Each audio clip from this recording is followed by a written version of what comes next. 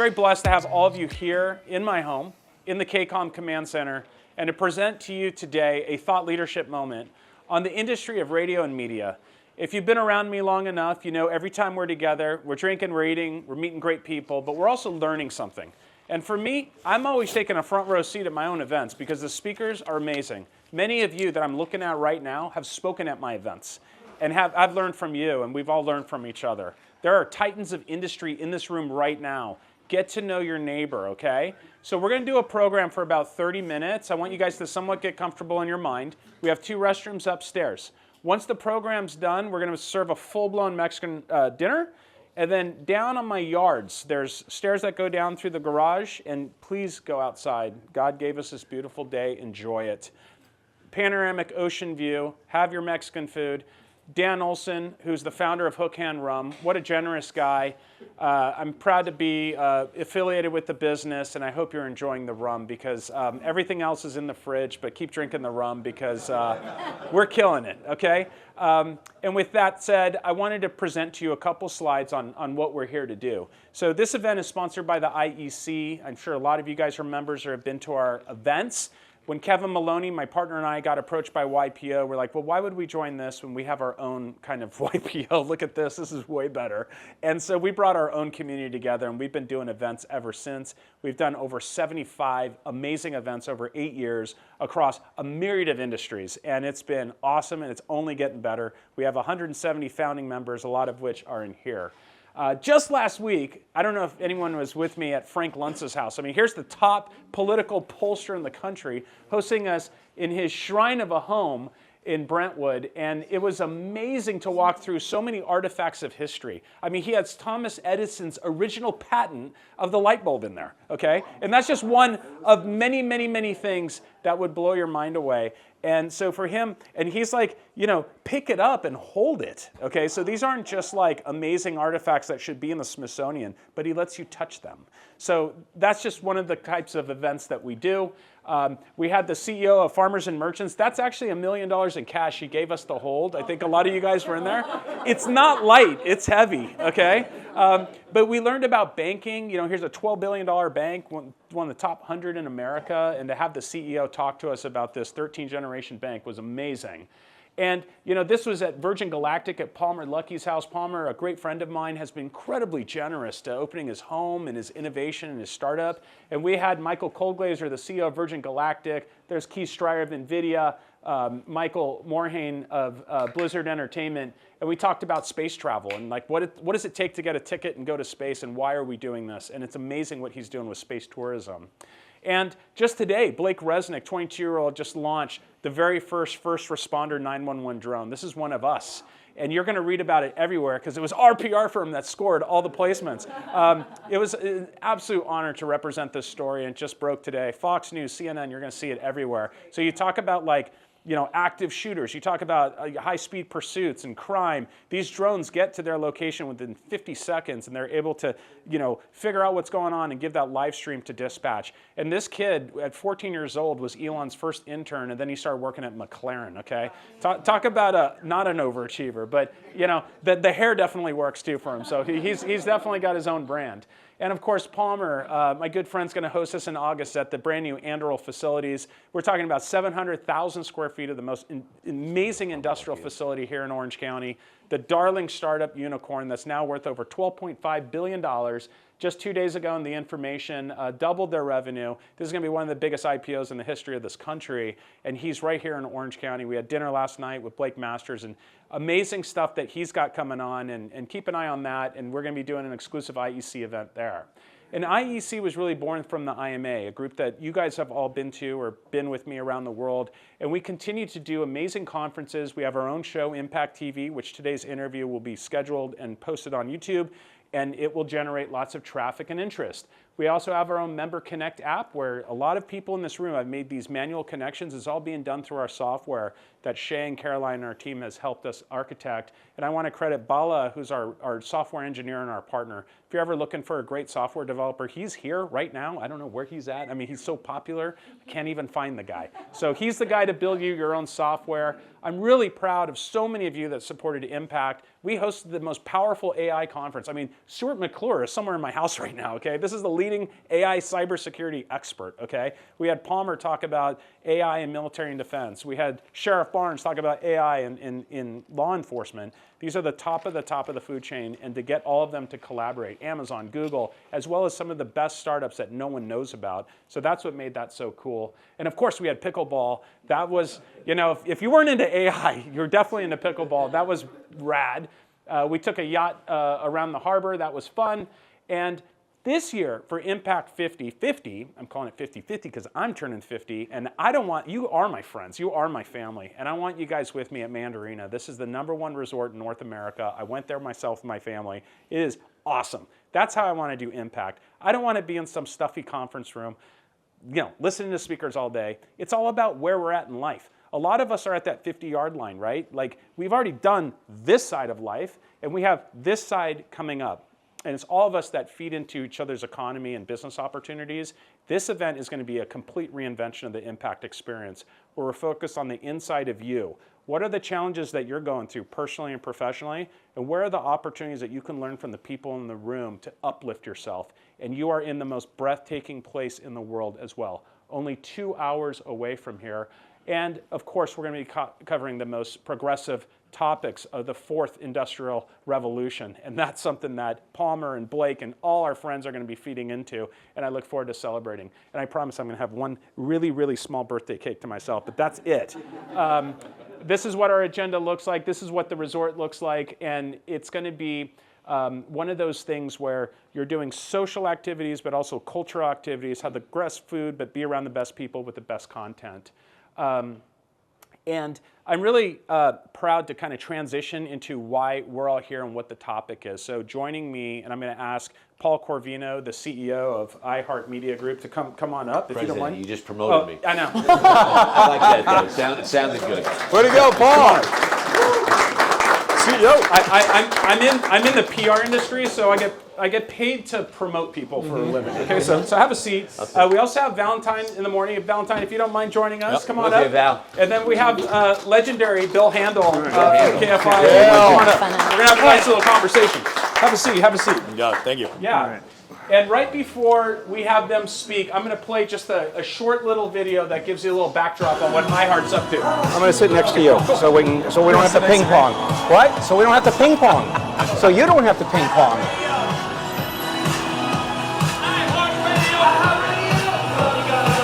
Yeah, that's just us, right? Paul McCartney. And we should be in that reel, right? 103.5 Kiss FM. It's Angie Taylor from Fred and Angie. Hey, I'm Bobby Bone. Elvis Duran in the morning show. No matter what people are saying about me, what's going to come through is who I am. It's the Woody Show. Rover's Morning Glory.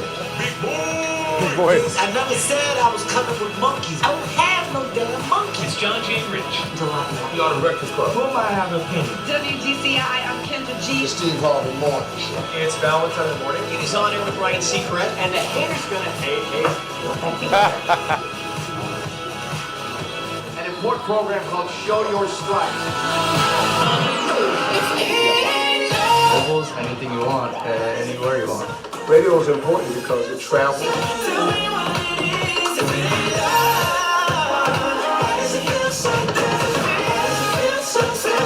Have you seen this before? I haven't seen this. Good. Yeah. No, they do good packages. What? They do good packages. Yeah, no, this is really good. Oh, yeah. This is the iHeartMedia Music Festival. We've got the biggest artists on the planet under one roof.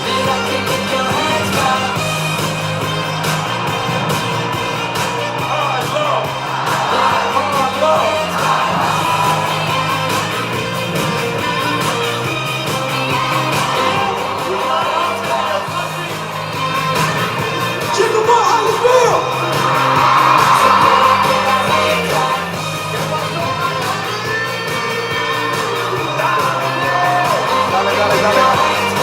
The biggest fans and the biggest songs are all at our iHeartMedia party.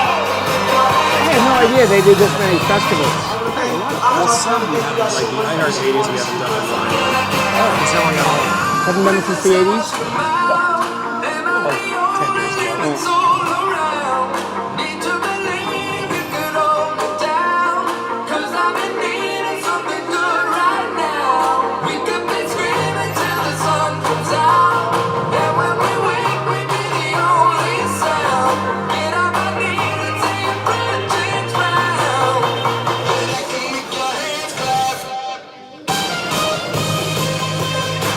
an artist, it doesn't matter how long you've been around, you need the radio. Just thank you so much to iHeart. Shout out to iHeartMedia. It changed my life. iHeartRadio is the way I get to you. There it is. All right, we saw Okay. it. We got you got the idea. Yeah, right? There's a gist. So with that literally was like the very end of that video. We're going to have a 10-minute conversation really quick about iHeartMedia and just how as a medium this company has taken itself to where it's at. A little background on who's up here too. Paul is the LA division president of iHeartMedia and the host of the CEOs You Should Know podcast, which I actually have been a guest on, and many of you will be a guest on. It's awesome. Paul's made significant contributions to the company. Recently, he located in Los Angeles from Austin, Texas, bringing his expertise and leadership to the West Coast. He's also very, very close with Bob Pittman, the chairman of iHeartMedia, and I believe the founder of MTV. So, I mean, wow.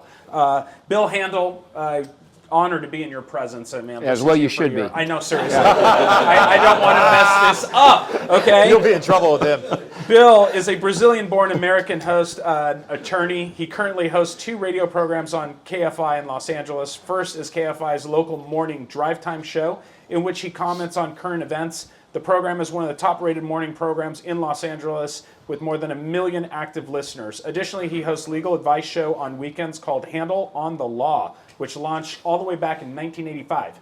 Valentine, since 1996, has been a steady and recognizable voice on LA radio, where he started at the legendary 102.7 KISS FM as the night personality and was later promoted to afternoon drive. In 2007, he moved to iHeartMedia's sister station, 104.3, and launched Valentine in the Morning show on the station. He hosts the show along with co-host Jill Escoto, John Camuch, and Brian Burton. Valentine in the Morning is now one of Southern California's top-rated morning shows. Ladies and gentlemen, I present to you iHeartMedia's best, okay? First, let me thank Sinan. Sinan's become a real good partner over the last few months, and I also like to say a friend. He did a great job in the interview. Made my job easy, and that was terrific. I'm also honored here to be sitting with these two guys. People always say to me, you got guys like Valentine and Bill Handel reporting to you. And what I tell them, they report to me the way LeBron reported to Luke Walton. And I feel like today I get to be like the coach that gets to get in the game and play with the star players. That's kind of fun for me. Right. And thank you for the rum. It's delicious. Oh, fantastic. And I'm sure I'm going to be get more entertaining as I consume more of this as we go along. It'll make the interview way smoother. Right. Let me just tell you a little bit about iHeartMedia. First, you know us for our radio stations. We've got 850 radio stations. Here in LA, we have KISS FM, Coast, My FM, KFI, 570 Sports, Alt. Who else do we have? Real 92.3. Real 92.3 with Big Boy. Yeah. And I think that's Patriot. And Patriot. the Patriot. There you go. And so, we in most markets that we're in, we're usually 6 of the top 10 stations. Out here in LA, I think in the top 5, we're 1, 2, 3, and 5. Oh, that's amazing. So, wherever we go, we're a pretty dominant player in the radio business. The next 2 largest radio companies don't add up to what we have. We also, as a company, as our radio stations, we reach 275 million people every week. That's more than Google, Facebook, CBS, NBC, any other organization. So we're national in scope, but we could also reach people on a regional and local market basis. Wow. So that's pretty exciting. But beyond that, we also have digital products. We've got your basic digital products plus OTT. We actually sell television in that sense. But we're also very proud of is our podcasting company. We are the biggest podcasting company in the world. We've got podcasts like, I'm trying to go here. We have Ron Burgundy, and by the way, when we do he comes in and negotiates, signs his contracts as Ron Burgundy. That's fantastic. He doesn't leave character. He's in the meeting negotiating as Ron Burgundy. We have Chelsea Handler. We have Hillary Clinton. We have Michelle Obama. But we're in Orange County. We also have Sean Hannity, Bill O'Reilly. We have whoever you need. Whoever you need, we have them. Yeah. And we have legal advice over here. yeah, so we have a huge podcasting company. So we want to be we are all audio. We are the dominant audio player in the country, and it's a pretty exciting time for us. Audio has had a resurgence. The impact of audio is great. The theater of the mind that you don't get with television and some others. You think about that. You could watch a horror movie on TV, and if you turn off the sound, it's not scary anymore. But you could turn the sound on and go to another room and listen, and it's still scary. Yes. We have that benefit, but what we sell every day is we sell the relationship between our on-air talent and our listeners. And that's something that's really special. These people are trusted. People every day drive to work with their best friends. And I think that's really important. Ryan Seacrest tells a story about how a fan will come up to him if he's with another celebrity or a star. And they'll say, we want to take a picture. They will hand the camera to Ryan to take the picture because they view him as their friend. I love that. And Val, how many times do people view you as their friend? Well, that's what it is. I mean, you say relationships, and it truly is. Our business is about relationship building all the time. I mean, from listeners like I'll touch on this for a split second for you. Girls and guys that were like in 5th grade or something have gone through high school on into college listening to our programs and spent time with their moms driving to school in the car. It is all about relationships. I want 1 second here. Look at these socks here. I know, he's a Diet Coke. That's great, because Coke is a big advertiser of ours. You see how far our people go for our advertisements? And Bill, and everybody knows, you guys, he is the voice of KFI. Yeah. He's been doing it for 157 years. Yeah.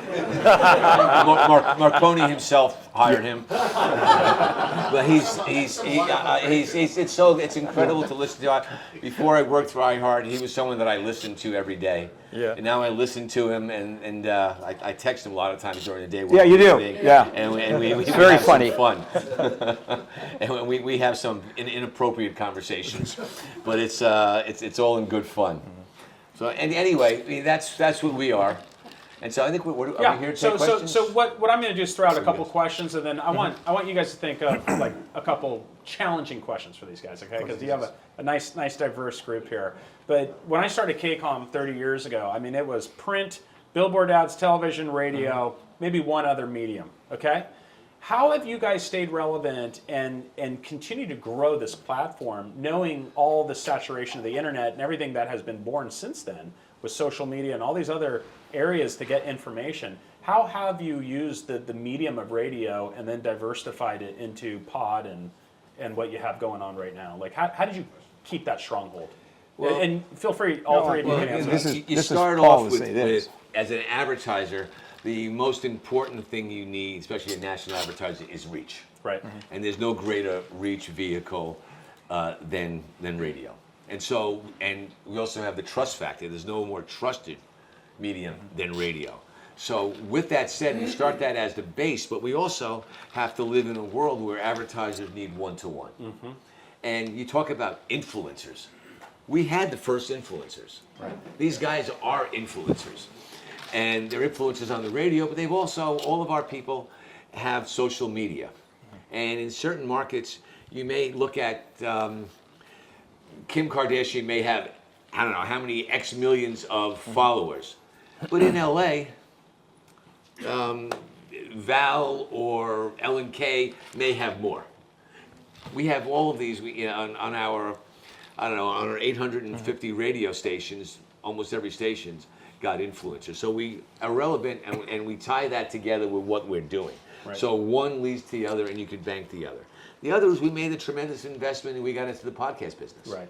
And that's the other digital form. And then we have TV with OTT. So when you add it all together for an effective advertising campaign and to build a brand, we have all of our different products that we use together, we mix and match, and our job is to monitor it and keep making changes so that it works best for the advertiser. Right.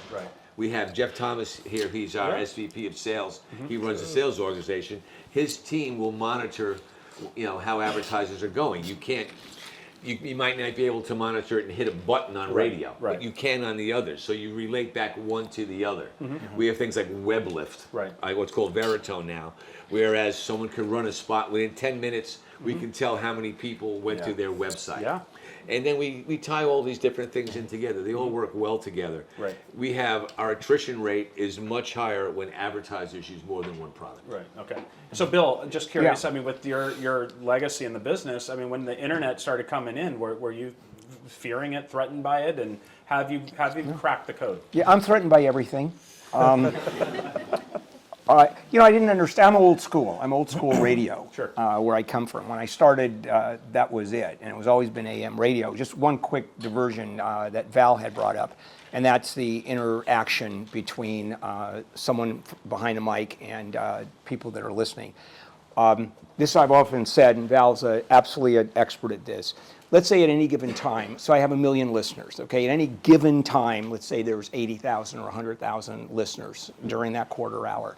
I'm not talking to 100,000 people. I'm talking to one person 100,000 times. Yeah. That's what happens in radio, and that's when it clicks. That's when you're talking to the person. So if I'm trying to talk about a product, which of course Paul way overcharges our advertisers for. It's literally, I'm sitting here and I'm talking to you, and I'm not even talking to you. I'm pulling you aside and saying, let me tell you about this bed. It's really terrific. So, the internet is... That's the CEO of Casper Mattress. Yeah, that is right there. Is it really? Yes. Wow. Let's talk about it. He'll tell you how good your mattress really is. Oh boy, that's a Freudian slip. All right. Tune in tomorrow. And a good advertiser of ours. Yeah. Thank you. You'll send me the bill for that, right? So as far as the internet, it just fell into place, and it just expands. Sure. We do exactly the same thing. There's nothing different than we do that I've been doing. The week KFI flipped to an all talks format. I was there. Right. That same week. It used to be Big Band. Who the hell listens to Big Band? Yeah. Nobody. That's why they flipped. Sure. And so it's the same. It's just the technology is so much. I bet a third of Bill's listeners listen digitally. Right. Okay. Yeah. Which, again, it's just talking to people, and I just, they handle the rest of it. My job is to sell his mattress. Of course. Which I don't. Okay. Fantastic. But you will. Exactly. Valentine, any thoughts on how you've kind of kept the relevance going through all these years? I mean, obviously I got into radio a little bit after Bill. Not that much after, though. And for us, with the advent of all new technologies and stuff, we have found a way to feed the radio show out, but yet bring it back in. So if we're on Instagram or Twitch or on TikTok, whatever it is, everything is circular for us. It's 360. So if I'm sending something out, I want you to come back to. Right. So obviously it's all about links and hashtags and everything else, but it's about content. So when we're doing something on TikTok, we know that audience. Right. Doing something on Instagram, we know that audience. And once you know your audience really well, and that's you got to stay on top of it, because don't get cocky, it'll change on you fast. We bring it back to the show as much as we can, because that's home base. Absolutely. Yeah. But I mean, you can turn on Instagram and see me dancing around in a dress today. Okay. Whatever it takes. Whatever it takes. You might not want to go there for that. Yeah. It wasn't that bad, to be honest. I thought it looked pretty good. Tell me a little bit about, both of you again, just curious, an interview that comes to mind that was something that moved you in the moment, where you had kind of like an out-of-body experience on what you were, the interviewing moment, and that impact that it made on your life. Like, Bill, what comes to mind? John McCain, Barbara Bush, Richard Branson was just terrific. I mean, what a guy he was. Jimmy Carter, waste of time, horrible. Sometimes we get political. He knows his audience. He does. I don't want to be disparaging of Jimmy Carter. Insufferable asshole. And probably... Did you interview Nixon? No, I never did. I would have loved to. Barbara We're in Bush. San Clemente. This was Nixon's. Barbara so. Bush was How old do you think he spectacular. is? Yeah. You said like 150 years ago. And probably Lincoln like? Yeah, probably the most fun conversation I ever had was a Handle on the Law call, and it was from some guy who called up and goes, Bill, I want to give you a hypothetical. What if there is a guy who is in a relationship with somebody, some other guy, and then someone else is involved and a murder takes place and the head is removed and rolls down the mountain and is buried, and hypothetical, it was the guy who actually committed the murder who called. He was the one who called me. Holy cow. And the police, they grabbed that, yeah. Did you give him some marginal legal advice? I did. Yeah. I did. I actually did. I bet you did. Yeah. Tough to get that bill paid, though, right? Yeah. Yeah. And, but anyway, That's fantastic. I'm sorry? Was he caught? Oh, yeah.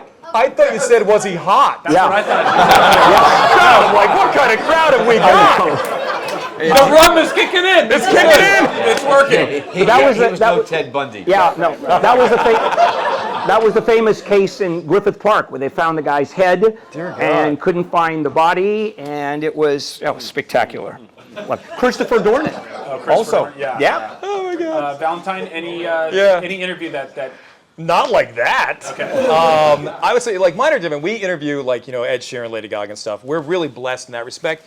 They come in quite a lot because iHeart is where you come for that stuff. Oh, yeah. For me, it's not even a celebrity interview. It would always be the listener.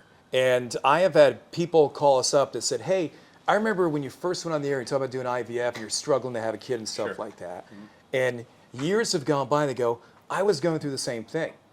And now my kid is 15, and they've listened to all these years, and they connected with us. So for me, it's never necessarily the celebrity interview, because we're lucky we get a lot of those. We're blessed in that respect. But it's the people that have decided to spend years with you, listening to your show, and just taking that trust of being in a car when you're taking your kid to school, trusting us with that entertainment, trusting us with that information. Sure. God, that's it for me. That's the root of our organization. So people really bond on people's struggles. Right. It's not their successes. You go on a show and you just talk about all the great things you're doing. People tune out. Yeah. But if you talk about a struggle and how you overcome that struggle, that to me is the root of relationships. Yeah. That's how you build the fastest relationships. And that's fascinating. As a kid, I used to love listening to Loveline. Yeah. So I would listen to the stories. Whoa! Yeah. I mean, people had some serious shit going on, right? And it made my problem seem really easy, right? And but yeah. So Paul, maybe a question for you. So there's a guy by the name of Sweet James. Okay. Sweet James. Yeah, Sweet James. Man, that guy follows me everywhere. Okay. He's an Orange County guy. Yeah. He does. You get in a car accident, you call Sweet James. But I mean, he shows up everywhere, from my radio to the ad to everything I'm looking at. I see Sweet James. How are you guys doing that? Well, he wouldn't be there, first of all these billboards and everything, if it wasn't for iHeart. Oh, were you guys there He came at the beginning? at the beginning. Okay. He was the lawyer with his partner. I think he had an office above a Subway shop wherever he was. And he came in to talk about advertising, and he met with Petros and money. Okay. And Petros did not want to take on lawyers. I don't want ambulances on my show. I don't want that. Then he met him. Right. And he liked him. He says, you're kind of sweet. You're a nice guy. Right. Petros named him Sweet James. Oh. Yeah. And they ran their first spots, and they would have him on, and they started having fun with him on air. And he became a name. Wow. And he built that business. As a matter of fact, he built not just that business, the entire advertising, injury lawyer sort of media business that they have today. Wow. And it was a result of him coming on and Petros giving him that name. That's amazing. So maybe just one more question, and then I'm going to throw it out to the audience. We have a lot of startup businesses. We have investors here, and we have some really established companies as well.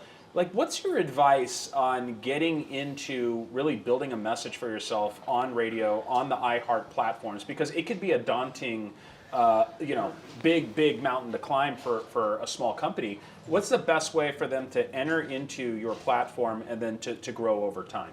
You just talk to me. Call Jeff.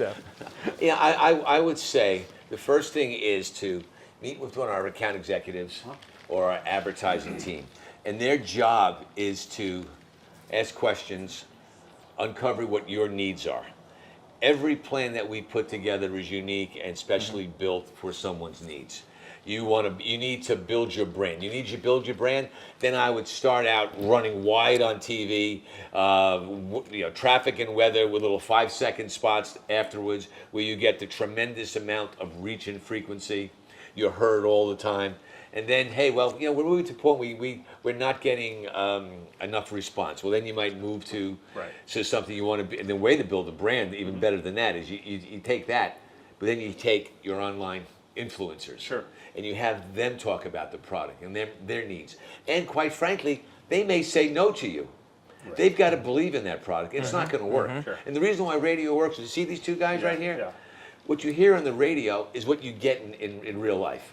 They're sincere. It's real. Yeah. And so the next step is doing that. To me, that's the base of building a brand. Sure, sure. And then we start looking at some direct response and how to get narrow to their target, where we'll bring in some of our digital products.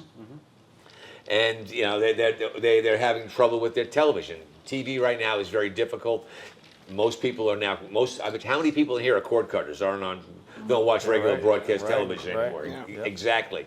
And so now we can offer OTT. Right. So we could put together a package that's going to work for that advertiser. Right. And then we change it and tweak it as we're going along. Yeah. Our people really, we really employ and we really promote the consultative sales approach. Sure.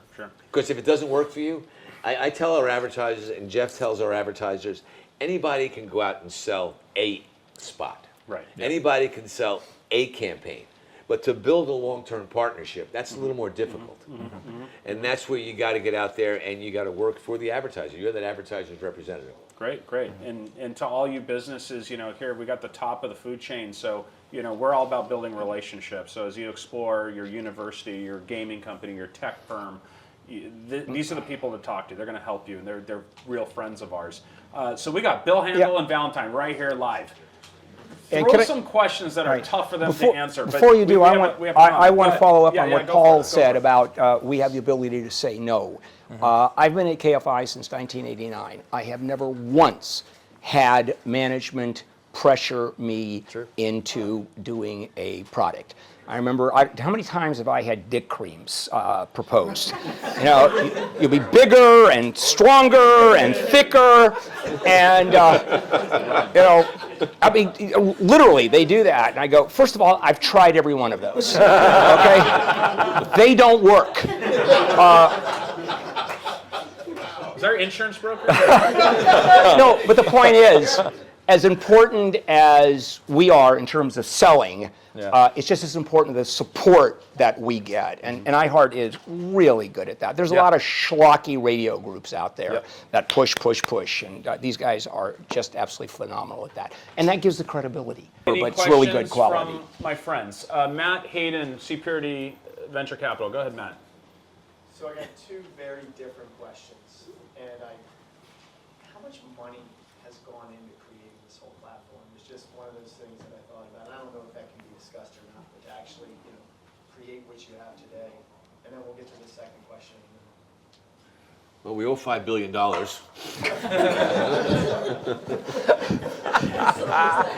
That's income. Yeah.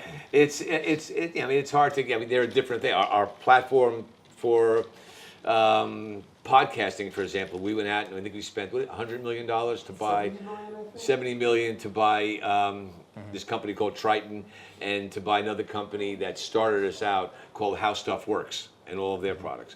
So we make those investments when necessary. Pay money to have the best talent in the world. As far as actual dollars, it depends on what we're building and what it is. Question two. Matt? So if on the advertiser, given that you have this multimodality platform, right? You've got, like you said, maybe a third of the listeners are digital, we probably are getting a better feedback from them. I'm just kind of curious, the stats that you're able to provide back to the advertiser. right now versus how it was? And just if you can provide any clarity on that. It's completely different than it was 10 years ago. It's a lot different than it was 5 years ago. But we're at a point now where, it depends on the product. With a podcast or a digital product, we know exactly who it's going to. We could target someone in a store, in a certain aisle in a store, through Ground Truth and some of the products that we have. And so we can get really granular on where the results are. If you're doing a branding campaign, we can do an aided and unaided campaign with just radio or just podcasting or anywhere else, where we do a survey and we'll ask questions about the brand. Do they like it? Do they not like it? Is this too much money? When have you used it? Questions like that, finding out their perceptions of the brand before the advertising runs. And then 3 weeks or 6 weeks, whatever we decide the number is, we go back and we do the same study to see what people are saying. So that's not as defined. It depends on the product. And then again, it all comes down to, it depends on what the customer's KPIs are. And what they're looking for. Claudia Ludovisi with Pepperdine University. How are you? Hey, Claudia, we just had lunch recently. Yeah, we did. So some of my days at NBC and ABC, what's super impressive to me about radio is just immediacy, right? I know that you're across all the platforms and some are on demand, but where linear television has been going down, basically, they're sticking on news and sports because that's the two things you got to show up for linearly. What's super impressive about radio to me is that immediacy factor. It's like you're just getting the minute. What do you think the future of immediacy is? Can you pull that off in another 10 years? That's interesting. To a large degree, we're moving to an on-demand world in television and other areas. But in radio, we're still finding out. And by the way, our podcast that we have, what people are listening to, even on the iHeart streaming app, they're not necessarily they're not going for music. They're going to listen to Bill and Val and Ryan Seacrest and the others that we have. And they'll listen to that on demand. But people driving to work that want company in a car want that to be live. Yep. It needs to be live. I could listen, even myself, when I go in, because I need to listen to all my shows. My commute's not long enough anymore from West Hollywood to Burbank. So I go back and forth. I pick one station today, and then I jump around. But I could go and listen to it in the afternoon. It's not the same. I'm not driving to work with my friend live. Yeah.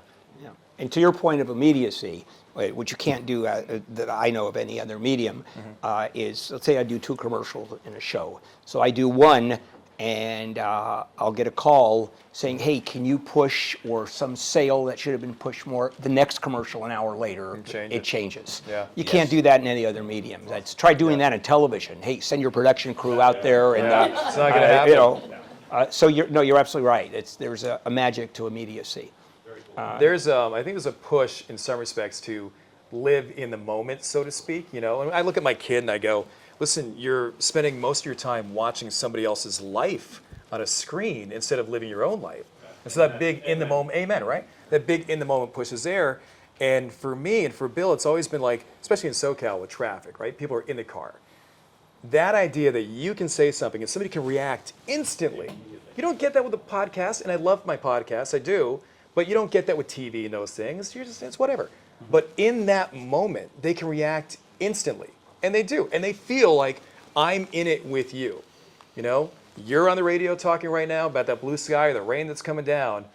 You can't get that in other forms. It's right there in the moment. If you said to me right now, I've got an idea, I want to run a radio spot, I've got it right here in my head, we could record it right now, and within a couple of hours, you could be on air. And we've done that. Right. And what's happening with AI is really amazing. Speaking of AI, Anuj, founder of Service Mob AI company, go ahead. Yeah, what are some of the demographic trends you're seeing, particularly with, Gen Z, maybe even Gen Alpha, if you keep going, I can think of my kids, they're not listening, they're not consuming much live, I think it's the TikToks. Right. It's the idea that, content has to live everywhere. Like, do you have to be a podcast and a live show and over the top? Well, if it's reach, you can get the reach just with radio. We reach over 90% of almost every demographic. Like, I think it's 93% of Gen Z. I mean, parents driving to school listening to Val or Ryan Seacrest, Right. knowing their spots. So it's across all those boards. But again, it depends on your specific needs, your specific KPIs, where we can work it together.